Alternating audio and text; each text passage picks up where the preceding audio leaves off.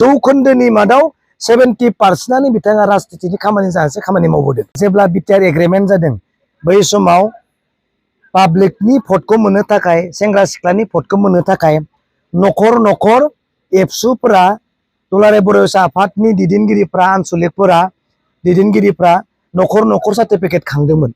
खांदा खायाखैमोन? निश्चय खांदों। बयबो रायजो राजाया दिनै बेखौ नुदों।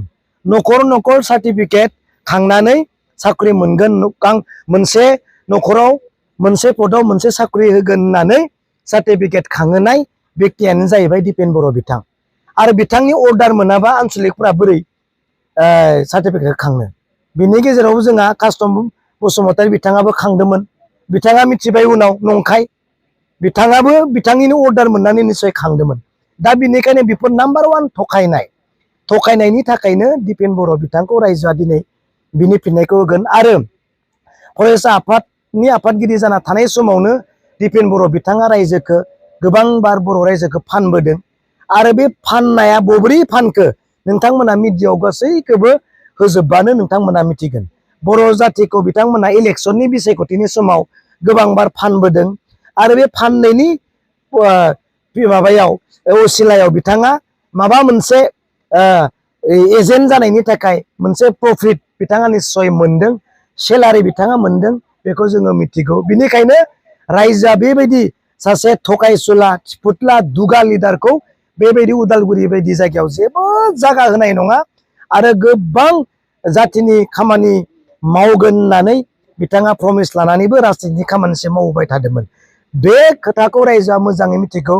आं बुंनो सानाखै दिपेन बर'आ जातिनि थाखाय जेबो खामानि मावाखै, जेबो एसेबो बिन्दो मोनसेबो खामानि मावाखै होनबा आंहा गोरोन्थि जागोन, नङा होमबा?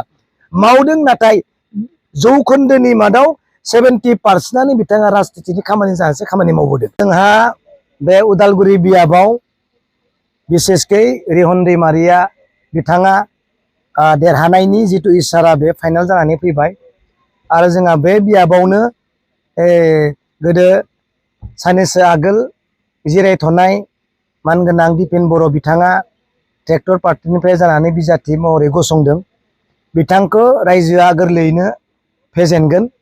आरो गोरलैयैनो फेजेननायनि कारना जाहैबाय बिथाङा गोबां दाय दङ रायजोजों, गोबां बुंजानांगौ आरो सोंखारि जानांगौ गोबां दायफोरखौ बिथाङा मावनानै लादों फरायसा आफादाव जेब्ला दङमोन। दिपेन बर'खौ नोंथाङा समाज बिजोङाव बुंबाय थायो दिपेन बर'आ थगायसुला आरो बिराद रायजो राजाफोरखौ थगायगासिनो दं आरो थगायबाय होननानै। माखौ नुनानै नोंथाङा थगायबाय होनबाय? आंनि नुनायल' नङा, बयबो नोंथांमोनानो मिडियायाव दामदों जे थांनाय बिसायख'थि इलेक्शननि सिगांबो बिथाङा राजनैतिकनि दोलोजों थानानै राजनितिकनि खामानिखौ मावदों। अर्थात बिथाङा राजनितिकनिनो सासे मेम्बारमोन।